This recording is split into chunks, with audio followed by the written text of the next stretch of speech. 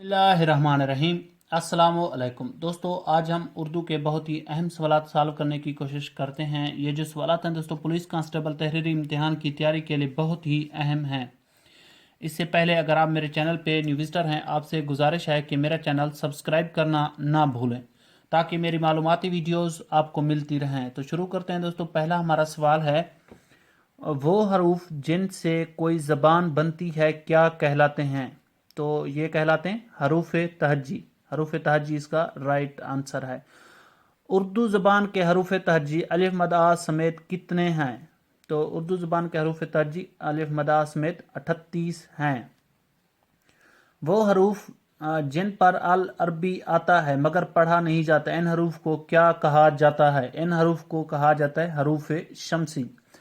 आगे देखें, जब्बर जेर और पेश को क्या कहा जाता है? जब्बर जेर और पेश को हरकत कहते हैं। जिस हर्फ पर हरकत है इसे क्या कहते हैं? इस हर्फ को मुतहर्रिक कहते हैं। जज़म को क्या कहा जाता है? जज़म को सुकून कहते हैं। जिस हर्फ पर जज़म है इसे क्या कहा जाता है? इसको साकिन कहा जाता है। तो अगला हमारा सवाल है, जब किसी हरूफ के नीचे या ऊपर दो ज़बरें, दो ज़ेरें या दो पेश आए इसे क्या कहते हैं? इसको तनवीन कहते हैं। तशदीद की अलामत बताइए। तशदीद की जो अलामत है दोस्तों, ये जीम, हमारा जो आंसर जीम है, ये देखें इस तरह होती है इसकी अलामत। तो अगला हमारा सवाल है, जिस हर्फ पर तशदीद वाक़ हो इसे क्या कहते हैं? जिस हर्फ पर तशदीद वाक़ हो इसे मशदद कहते हैं।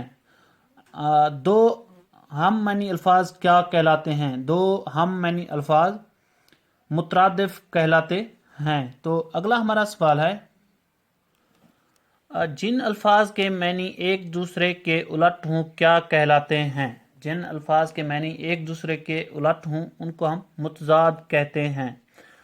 बाज़-औक़ात किसी लफ्ज़ को मुख्तसर कर लेते हैं, इसको क्या कहते हैं? इसको हम मुखफ़फ़ कहते हैं। बाज़-औक़ात लफ्ज़ में से किसी हर्फ को हज़फ कर देते हैं, ऐसे हर्फ को क्या कहते हैं? ऐसे हर्फ को महज़ूफ़ कहते हैं। बामैनी लफ्ज़ या कलमा की कितनी किस्में होती हैं? बामैनी लफ्ज़ या कलमा की 3 किस्में हैं। वो कलमा जो किसी जानदार या गैर जानदार चीज़ या जगह का नाम हो क्या कहलाता है? वो इस्म कहलाता है।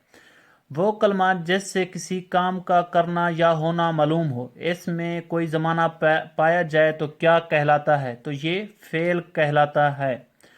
वो कलमा जो दूसरे कलमों के साथ मिले बगैर पूरे मैनी ना दे, ये इसमों और फ़ेलों को आपस में मिलाता है, क्या कहलाता है? तो ये हर्फ कहलाता है। वो इस्म जो ना खुद किसी लफ्ज़ से बना हो और ना इससे कोई दूसरा लफ्ज़ बने क्या कहलाता है? तो ये कहलाता है इस्म जामिद। वो इस्म जिससे दूसरे बहुत से अल्फाज तो मुकर्रर कैदों के मुताबिक बनते हों मगर वो खुद किसी से ना बना हो क्या कहलाता है? तो ये कहलाता है इस्म मस्दर। अगला हमारा सवाल है, वो इस्म जो कैदे के मुताबिक मस्दर से बनाया जाए क्या कहलाता है? तो इसका जो राइट आंसर है दोस्तों वो है इस्म मश्तक। अगला हमारा सवाल है, लुगत में मस्दर के मैनी क्या हैं? लुगत में मस्दर के जो मैनी हैं, सादिर होने की जगह। ऐसा इस्म जिसमें किसी काम का होना या करना ज़माने के ताल्लुक के बगैर पाया जाए तो क्या कहलाता है? तो ये मस्दर कहलाता है। उर्दू ज़बान में मस्दर के आखिर में क्या आता है? उर्दू ज़बान में मस्दर के आखिर में ना आता है। तो अब हम देखते हैं मस्दर है क्या। इसकी ये मैं आपको बताता हूँ। अब ये देखें, ये मस्दर की तारीफ है। इस मस्दर ऐसे इस्म को कहते हैं जो खुद किसी कलमे से ना निकले लेकिन इससे दूसरे कई कलमे निकलते हों। इसमें ज़माना और वक्त मुतय्यन नहीं होता। इसकी अलामत नून लिफ ना है, जैसे लिखना, गाना, पढ़ना, रोना। इसी तरह इस मश्तक क्या है? अब देखें, मस्दर से बनने वाले इस्म को इस मश्तक कहते हैं। मसलन गाने से गाने वाला, पढ़ना से पढ़ने वाला, लिखना से लिखने वाला इस मश्तक है। तो इसकी 2 अक़साम है। तो चलते हैं दोस्तों एमसीक्यूज़ की जानिब। बनावट के लिहाज से मस्दर की कितनी किस्में हैं? बनावट के लिहाज से मस्दर की 2 किस्में हैं। बनावट के लिए मस्दर की कौन सी 2 किस्में हैं? अब देखें, اس کی جو دو قسمیں ہیں وہ ہے الف اور بے دونوں، یعنی اصلی یا وضعی، جعلی یا غیر وضعی۔ اب الف اور بے یہ دونوں ہیں۔ اگلا سوال دیکھیں، ایسا مصدر جو خالص مصدری معنوں کے لیے ہی وضع کیا گیا ہو کیا کہلاتا ہے؟ اس کا جو رائٹ آنسر ہے دوستو وہ ہے اصلی مصدر۔ تو اگلا ہمارا سوال ہے، معنوں کے لحاظ سے اسم کی کتنی اقسام ہیں؟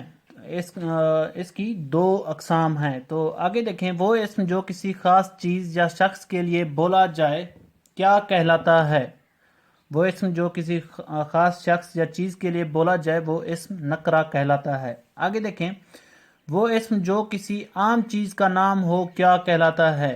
وہ اسم جو کسی عام چیز کا نام ہو وہ، اب دیکھیں دوستو یہ جو سوال ہے یہاں اس نے اس کو غلط ٹک کیا ہے۔ اب دیکھیں، وہ اسم جو کسی عام چیز کا نام ہو کیا کہلاتا ہے؟ وہ اسم جو کسی عام چیز کا نام ہو وہ اسم نکرہ کہلاتا ہے۔ تو اس سے اوپر والا دیکھیں، وہ اسم جو کسی خاص چیز یا شخص کے لیے بولا جائے کیا کہلاتا ہے؟ تو یہ اسم معرفہ کہلاتا ہے۔ اب دیکھیں اگلا ہمارا سوال ہے، وہ کلمہ جو کسی اسم کی جگہ استعمال ہوں کیا کہلاتا ہے؟ تو وہ کلمہ اسم ضمیر کہلاتے ہیں۔ تو اسم اشارہ کی کتنی قسمیں ہیں؟ اسم اشارہ کی 2 قسمیں ہیں۔ آگے دیکھیں، وہ اسم جس سے کلام میں کسی چیز، جگہ یا شخص کی طرف اشارہ کرتے ہیں تو کیا کہلاتا ہے؟ تو یہ کہلاتا ہے اسم اشارہ۔ اسم اشارہ کی یہ تعریف ہے۔ اگلا ہمارا سوال ہے، وہ تمام اسم جس کا مطلب پورے جملے کے بغیر سمجھ میں نہیں آ سکتا کیا کہلاتا ہے؟ تو یہ کہلاتا ہے اسم موصول۔ اسم علم کی کتنی اقسام ہیں؟ تو اس کی 5 اقسام ہیں۔ اسم علم کی 5 اقسام ہیں۔ وہ نام جو پیار اور حقارت کی وجہ سے مشہور ہو جائے کیا کہلاتا ہے؟ وہ کہلاتا ہے عرف۔ اگلا ہمارا سوال ہے، یہ بھی اسم علم کی قسم ہے، عرف۔ وہ نام جو حکومت کی طرف سے کسی شخص کو اس کی علمی یا قومی خدمات کے صلے میں دیا جاتا ہے کیا کہلاتا ہے؟ تو یہ خطاب کہلاتا ہے۔ یہ بھی خطاب بھی اسم علم کی ایک قسم ہے۔ تو اگلا ہمارا سوال ہے، وہ نام جو ماں باپ یا بیٹے بیٹی کے تعلق سے پکارا جائے کیا کہلاتا ہے؟ تو یہ کنیت کہلاتا ہے۔ یہ کنیت بھی اسم علم کی قسم ہے۔ تو اگلا ہمارا سوال ہے، وہ مختصر نام جو شاعر اپنے اشعار میں اصلی نام کی بجائے استعمال کرتے ہیں کیا کہلاتا ہے؟ تو یہ تخلص کہلاتا ہے۔ تخلص بھی اسم علم کی ایک قسم ہے۔ اب دیکھیں یہ اس کی 5 قسمیں پوری ہو گئی ہیں۔ تو اگلا ہمارا سوال ہے، اسم نکرہ کی کتنی اقسام ہیں؟ اسم نکرہ کی دوستو 5 اقسام ہیں۔ وہ میں آپ کو دکھاتا ہوں وہ کون کون سی ہیں۔ یہ دیکھیں، یہ اسم نکرہ کی اقسام ہیں۔ اسم نکرہ کی 5 اقسام ہیں، اسم ذات، اسم استفہام، اسم فاعل، اسم مفعول، اسم حالیہ۔ تو آگے چلتے ہیں اپنے سوالوں کی طرف۔ وہ اسم جو کسی اسم کی چھوٹائی کو ظاہر کرے کیا کہلاتا ہے؟ تو وہ اسم مصغر کہلاتا ہے۔ تو اگلا ہمارا سوال ہے، وہ اسم جو کسی اسم کی بڑائی کو ظاہر کرے کیا کہلاتا ہے؟ تو یہ اسم مکبر کہلاتا ہے۔ تو اگلا ہمارا سوال ہے، وہ اسم جس میں جگہ یا وقت کے معنی پائے جائیں کیا کہلاتا ہے؟ تو وہ اسم ظرف کہلاتا ہے۔ وہ اسم جس میں وقت کے معنی پائے جائیں تو کیا کہلاتا ہے؟ اسم ظرف۔ اگلا ہمارا سوال ہے، وہ اسم جس میں جگہ یا مقام کا ذکر ہو کیا کہلاتا ہے؟ تو یہ کہلاتا ہے اسم ظرف مکان۔ اگلا ہمارا سوال ہے، وہ اسم جس میں زمانے یا وقت کا ذکر ہو کیا کہلاتا ہے؟ تو یہ کہلاتا ہے اسم ظرف زمان، جس میں زمانے یا وقت کا ذکر ہو۔ اگلا ہمارا سوال ہے، ایسا اسم جس میں ظرفی صورت محدود ہو کیا کہلاتا ہے؟ تو وہ کہلاتا ہے ظرف مکان محدود۔ دوستو اگر میری ویڈیو آپ کو پسند آئی ہے تو لائک کر دیں، میرا چینل سبسکرائب کرنا نہ بھولیں۔ Thank you.